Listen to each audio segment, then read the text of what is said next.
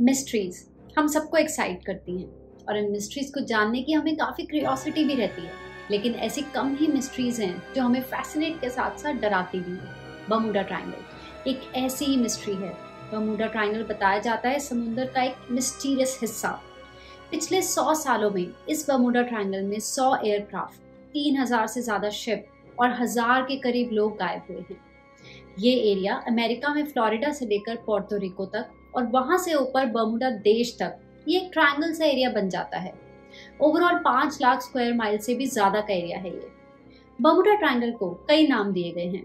Devils Triangle, the graveyard of Atlantic, the sea of doom. इस mystery को explain करने के लिए कई थ्योरीज बनाई गई हैं। कुछ लोग ब्लेम एलियंस पे डालते हैं कि एलियंस इन शिप्स और एयरक्राफ्ट्स को अपने साथ ले गए। कुछ लोग कहते हैं कि समुद्र में एक ऐसा सी मॉन्स्टर है जिसने इन सब चीजों को गायब कर दिया। कुछ लोगों का कहना है कि ये गेटवे है अंडरवर्ल्ड का। इसके ऊपर कई हॉलीवुड मूवीज भी बनी हैं, जैसे secrets of the Bermuda triangle, lost in the Bermuda triangle, beyond the Bermuda triangle. ऐसी काफी मूवीज और इस पे लिखी गई बुक्स ने इन थ्योरीज को और बढ़ावा दिया है। लेकिन हम आज इसके बारे में क्यों बात कर रहे हैं? क्योंकि हाल ही में 28 दिसंबर 2020 में एक बोट 20 लोगों के साथ रवाना हुई बमिनी बहामास से और उसे फ्लोरिडा पहुंचना था 29 को। पर कुछ ऐसी घटना हुई कि वो बोट गायब हो गई और वो फ्लोरिडा नहीं पहुंची। ये हादसा उसी बर्मुडा ट्रायंगल के एरिया में हुआ। उसके बाद यूएस कोस्ट गार्ड ने कई सर्च ऑपरेशन किए 17,000 स्क्वायर माइल्स के एरिया में, पर उस बोट का आज तक कुछ पता नहीं चला। इस इंसिडेंट ने फिर से बर्मुडा ट्रायंगल को स्पॉटलाइट में ला दिया। लेकिन बर्मुडा ट्रायंगल के किस्से 500 साल से भी ज्यादा पुराने हैं। बात है 1492 की, जब क्रिस्टोफर कोलंबस नई दुनिया की खोज करने निकले थे। तब उन्होंने रिपोर्ट किया, जब वो इस एरिया से गुजर रहे थे तो उनकी कंपास ने काम करना बंद कर दिया और एक रात जब उन्होंने आसमान की तरफ देखा तो उन्हें एक अजीब सी रोशनी दिखाई दी, एक strange light, flame of fire. और वो लाइट उन्हें पहले आसमान में दिखी और फिर समुद्र में गिरती हुई। लेकिन काफी फेमस घटना हुई साल 1918 में यूएसएस साइक्लोपस शिप के साथ। यूएस नेवी का उस समय का one of the biggest and fastest ship. 4 मार्च 1918 को 306 लोग बैठे थे यूएसएस साइक्लोपस शिप में। वॉशिंगटन के पास एक सिटी है वेस्ट इंडीज बाल्टीमोर। ये शिप रवाना हुई ब्राजील की तरफ। लोगों के अलावा इसमें 11,000 टन मैंगनीज भी था। सफर को 9 दिन का टाइम लगना था। मौसम साफ था। शिप की तरफ से मैसेज आया, वेदर फेयर, ऑल वेल। लेकिन ये लास्ट मैसेज था। ये जहाज अपने रास्ते निकला, लेकिन इसके बाद इसका कोई अता पता नहीं लगा। अचानक से ये गायब हो गया। इसने सबको शॉक कर दिया कि कैसे यूएस नेवी का इतना बड़ा शिप गायब हो गया। ऐसे ही चौंकाने वाली घटना हुई 1945 में। 5 दिसंबर को दोपहर के 2:10 पर यूएस नेवी के 5 टॉर्पेडो बॉम्बर प्लेन्स फ्लोरिडा से टेक ऑफ करते हैं। इस फ्लाइट को नाम दिया गया फ्लाइट 19। ये एक रूटीन ट्रेनिंग मिशन था नेविगेशन और बॉम्बिंग के लिए, यानी कि कोई स्पेशल उड़ान नहीं थी। इनमें 14 क्रू मेंबर्स थे जिन्हें लीड किया जा रहा था एक फ्लाइट लीडर के द्वारा, जो काफी एक्सपीरियंस पायलट थे और वॉर वेटरन भी, जिनका नाम था लेफ्टिनेंट चार्ल्स कैरल टेलर। ये 5 प्लेन्स उड़ान भर के ईस्ट डायरेक्शन में फ्लाई करते हैं फ्लोरिडा से। सब कुछ नॉर्मल चल रहा था, मौसम काफी साफ था, लेकिन करीब 2 घंटे बाद उनके स्क्वाड्रन लीडर रिपोर्ट करते हैं कि अचानक से उनका कंपास काम नहीं कर रहा है। ये अपना बैकअप कंपास निकालते हैं, लेकिन बैकअप कंपास भी काम नहीं करता। इन्हें पता नहीं है कि इनकी एक्चुअल लोकेशन कहाँ पर है। ये बाकी प्लेन्स के पायलट से पूछते हैं और उनके इंस्ट्रूमेंट भी माल फंक्शन कर रहे होते हैं। और इसके बाद काफी कंफ्यूजिंग से मैसेजेस सुनने को मिलते हैं रेडियो ट्रांसमिशन से। टेलर कहते हैं कि both my compasses are out and I am trying to find Fort Lauderdale, Florida. जैसे जैसे शाम होती है मौसम खराब होने लग जाता है। शाम के 4:56 टेलर को लगता है कि उनके प्लेन्स गल्फ ऑफ मेक्सिको के ऊपर पहुंच चुके हैं और इसलिए उन्हें एक्चुअली ईस्ट की तरफ फ्लाई करना चाहिए वापस फ्लोरिडा जाने के लिए। इसलिए अब वो सारे प्लेन्स को कमांड देते हैं कि ईस्ट की डायरेक्शन में फ्लाई करा जाए। लेकिन कुछ क्रू मेंबर्स को लगता है कि वो एक्चुअली में ईस्ट में है और उन्हें वेस्ट में फ्लाई करना चाहिए। इस ऑर्डर के ठीक बाद उनमें से एक प्लेन से रेडियो ट्रांसमिशन सुनने को मिलता है कि damn it, if we could just fly west we could get home, head west, damn it. यानी बाकी क्रू मेंबर्स को शक है कि एक्चुअली उन्हें वेस्ट की तरफ फ्लाई करना चाहिए वापस फ्लोरिडा जाने के लिए, लेकिन मौसम बिगड़ता रहता है और अंधेरा हो जाता है। ऐसा माना जाता है कि इस वक्त ये प्लेन्स एक्चुअली में 370 किलोमीटर ईस्ट में थे फ्लोरिडा के। शाम के 7:04 पर हमें टेलर की तरफ से लास्ट ट्रांसमिशन आता है और इसके बाद ये पांचों के पांचों प्लेन्स हमेशा के लिए गायब हो जाते हैं। आज के दिन तक इन प्लेन्स के बारे में हम नहीं जानते कि ये कहाँ पर हैं और इनके साथ क्या हुआ। फ्लाइट 19 के गायब होने के बाद एक search and rescue mariner aircraft take off करता है 13 लोगों के क्रू के साथ। मिशन है इस फ्लाइट 19 को ढूंढना। ढूंढने निकलता है और खुद भी गायब।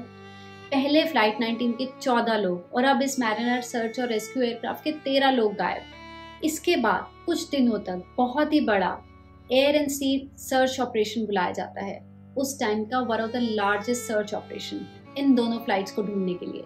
लेकिन कोई अता पता नहीं चलता, ना ही तो कोई बॉडी मिलती है किसी इंसान की और ना ही एयरक्राफ्ट का कोई टूटा हुआ हिस्सा मिलता है। ऐसी कई घटनाएं हुई आगे आने वाले सालों में भी। बर्मुडा ट्रायंगल नाम को पहली बार सिर्फ 1964 में इस्तेमाल किया गया।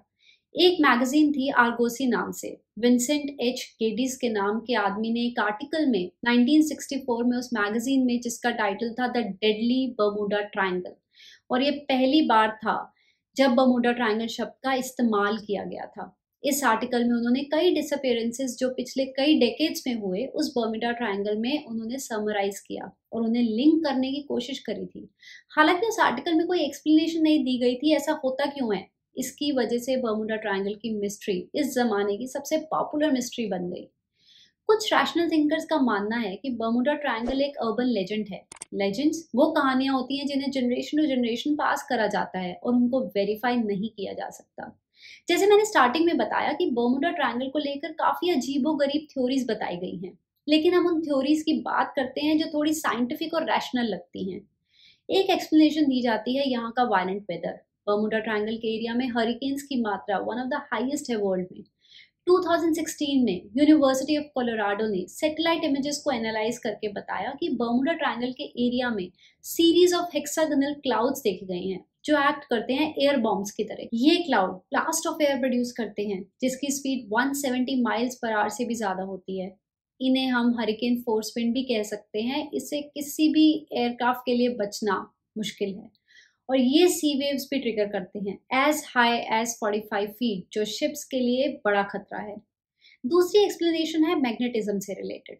अर्थ का जो नॉर्थ पोल है और जो मैग्नेटिक नॉर्थ पोल है, ये दो अलग अलग पॉइंट हैं। तो जब हम कंपास से नॉर्थ की डायरेक्शन में देखते हैं तो वो मैग्नेटिक नॉर्थ पोल की तरफ पॉइंट करता है, जो अलग है ज्योग्राफिकल नॉर्थ पोल से। आप इस फोटो में देख सकते हैं कि एक्चुअली में मैग्नेटिक और ज्योग्राफिक नॉर्थ पोल में कितना फर्क है। जो भी लोग कंपास को यूज करते हैं इस चीज को अकाउंट में लेते हैं, लेकिन अर्थ पे ऐसे कुछ एरियाज हैं जहां पर मैग्नेटिक और geographical north pole exact same जगह पे देखने को मिलते हैं। बर्मुडा ट्रायंगल ऐसा ही एक एरिया है, तो इसे डायरेक्शन को लेकर कंफ्यूजन होने के चांसेस ज्यादा रहते हैं। ऐसा ही एक और एरिया जापान के पास पैसिफिक ओशन में है जो ड्रैगन ट्रायंगल के नाम से फेमस है और यहाँ भी ऐसी ही डिसअपीयरेंसेस और घटनाएं हुई हैं। ये 12 में से एक वाइल्ड वॉर्टिसेस है, जैसे बर्मुडा ट्रायंगल। वाइल्ड वॉर्टिसेस ऐसी जगह है अर्थ पर जहां इलेक्ट्रोमैग्नेटिक पुल ज्यादा है और जगहों से।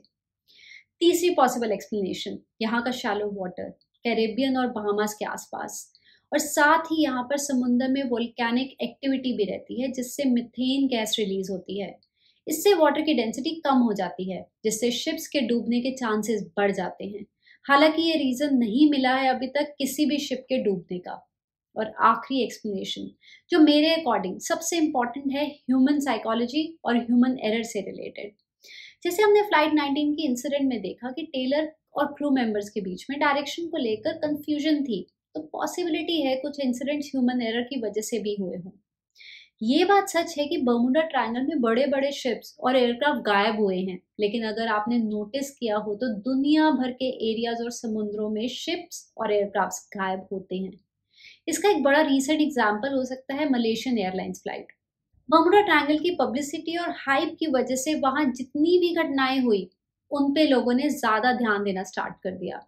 इस बात का कोई एविडेंस नहीं है कि बर्मुडा ट्रायंगल में जो भी डिसअपीयरेंसेस हुई हैं उनकी ज्यादा फ्रीक्वेंसी हो बाकी किसी और समुद्र के एरिया से।